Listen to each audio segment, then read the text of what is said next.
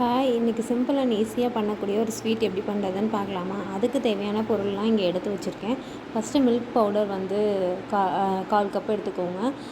சுகரும் மில்க்கு ரெண்டுமே வந்து சம அளவில் எடுத்துக்கோங்க. அதுக்கப்புறம் வந்து கீ வந்து சின்ன ஸ்பூனில் 2 ஸ்பூன் கீ எடுத்துக்கோங்க. இதெல்லாம் ரெடியாக வச்சுக்கோங்க. மில்க் எடுத்துருக்க ஸ்பூனோட அளவுலேயே வந்து சுகரும் எடுத்துக்கோங்க. நான் வந்து ரெண்டையுமே வந்து வைக்க முடியாது அப்படிங்கிறதுனால தான் அந்த கப்பில் கொட்டியிருக்கேன். ஆனால் ரெண்டுமே வந்து ஒரே அளவு தான். இப்போ வந்து இது செய்கிறதுக்கு வந்து நான்ஸ்டிக் பேனாக எடுத்துக்கோங்க. ஏன்னா அப்போ தான் ஒட்டாமல் உங்களுக்கு வரும், ஈஸியாகவும் இருக்கும் உங்களுக்கு செய்கிறதுக்கு. ஒரு பேன் வச்சுட்டு அது நல்லா சூடானதுக்கப்புறம் அதில் கீ ஆட் பண்ணிக்கோங்க. கீ வந்து நல்லா மெல்ட் ஆகிற வரலாம் வெயிட் பண்ணுங்கள். கருகாமல் பார்த்துக்கோங்க. லோ ஃப்ளேமில் வச்சு கொஞ்சம் செய்யுங்க. இப்போது கீ நல்லா மெல்ட் ஆனதுக்கப்புறம் அதில் மில்க் ஆட் பண்ணிக்கோங்க.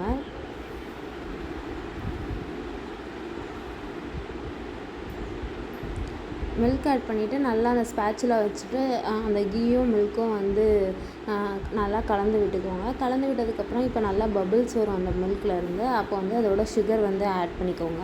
சுகரை ஆட் பண்ணி அது கட்டி ஆகாமல் வந்து நல்லா வந்து கலக்கி விட்டுக்கோங்க. நீங்கள் வந்து இதில் வந்து நான் வந்து பவுடர் சுகர் ஆட் பண்ணியிருக்கேன். நீங்கள் வந்து கட்டி சுகர் வந்து ஆட் பண்ண வேணாம், அது மிட்டாய் மாதிரி ஒரு கன்சிஸ்டன்சிக்கு வந்துடும். இப்போ வந்து மில்க் பவுடரை வந்து கொஞ்சம் கொஞ்சமாக சேர்த்து கட்டி இல்லாமல் நல்லா வந்து கலக்கி விட்டுக்கோங்க. கலக்கி விட்டுட்டு இந்த லூப்ஸ் எல்லாம் இல்லாமல் பார்த்துக்கோங்க. அதனால தான் கொஞ்சம் கொஞ்சமாக மொத்தமாக ஆட் பண்ணால் அது வந்து கட்டியாகிறதுக்கு வாய்ப்பு இருக்குது. அதனால் கொஞ்சம் கொஞ்சமாக ஆட் பண்ணி அப்பப்போ நல்லா கலந்து விட்டுக்கோங்க.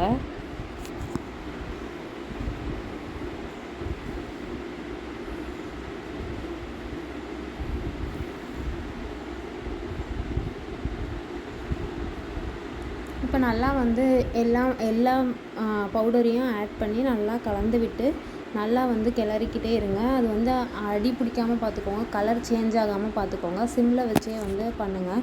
ஃபுல்லாக அந்த மில்கோட பவுடர் வந்து அதாவது ட்ரையாக இல்லாமல் அந்த பவுடரை வந்து இது பண்ணிக்கோங்க. உங்களுக்கு ஒரு வேளை பத்தலை, கொஞ்சம் ட்ரையாக இருக்க மாதிரி இருந்துச்சுன்னா கீ கொஞ்சம் வந்து ஆட் பண்ணிக்கலாம், ஒன்றும் ப்ராப்ளம் இல்லை.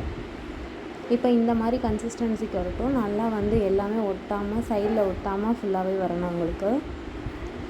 நான் சொல்லியிருக்கிற அளவில் மட்டும் நீங்கள் சேர்த்து செஞ்சாலே உங்களுக்கு வந்து நல்லா வரும். நீங்கள் வந்து இந்த மாதிரி ட்ரை பண்ணுங்கள். இந்த மாதிரி கன்சிஸ்டன்சி வந்ததுக்கப்புறமேட்டுக்கு நல்லா அடுப்பெல்லாம் ஆஃப் பண்ணிவிட்டு அதை கூல் டவுன் பண்ணிடுங்க. இந்த மாதிரி ஸ்வீட்ஸ் வந்து நீங்கள் ஃபங்க்ஷன்ஸு அந்த மாதிரி சின்ன சின்ன ஃபங்க்ஷனு ஃபெஸ்டிவல்ஸ் ஏதாவதுன்னா நீங்கள் கண்டிப்பாக சிம்பிளாக ஈஸியாக 5 மினிட்ஸில் செய்யணும் அப்படின்னா கண்டிப்பாக இதை ட்ரை பண்ணலாம். இப்போ வந்து கையை வச்சு நல்லா வந்து ஒரு தடவை அதை நல்லா பிசைஞ்சு விட்டுக்கோங்க. பிசைஞ்சு விட்டுட்டு இப்போ குட்டி குட்டி பால்ஸாக வந்து அதை உருட்டிக்கோங்க. உங்களுக்கு என்ன ஷேப் வேணாலும் பண்ணிக்கலாம். நான் வந்து உருண்டையாக உருட்டிட்டு சென்டரில் வந்து ஒரு ப்ரெஸ் கொடுத்தீங்க அப்படின்னா நல்லாயிருக்கும். இதில் வந்து நீங்கள் உங்களுக்கு பிடிச்ச நட்ஸ் வச்சுக்கலாம். இன்றைக்கி வந்து நான் பாதாம் வந்து வைக்கிறேன். நீங்கள் முந்திரி, பிஸ்தா எது வேணாலுமே நீங்கள் வந்து அது திராட்சை எது வேணாலுமே நீங்கள் வச்சுக்கலாம். நீங்கள் உங்கள் வீட்டில் சிம்பிளாக ஏதாவது ஃபங்க்ஷன் பண்ணுறீங்க அப்படின்னா இந்த மாதிரி செஞ்சு பாருங்கள். எப்படி இருந்துச்சு அப்படிங்கிறத கமெண்ட்ஸில் சொல்லுங்கள். உங்களுக்கு பிடிச்சிருந்துச்சி அப்படின்னா வீடியோக்கு ஒரு லைக் கொடுத்துருங்க. என்னை சப்ஸ்கிரைப் பண்ணிக்கோங்க. இந்த மாதிரி ஈஸியான லன்ச் பாக்ஸ் டிப்ஸு இந்த மாதிரி டிப்ஸ் எல்லாம் தெரிஞ்சுக்கிறதுக்கும் என்னை ஃபாலோ பண்ணிக்கோங்க.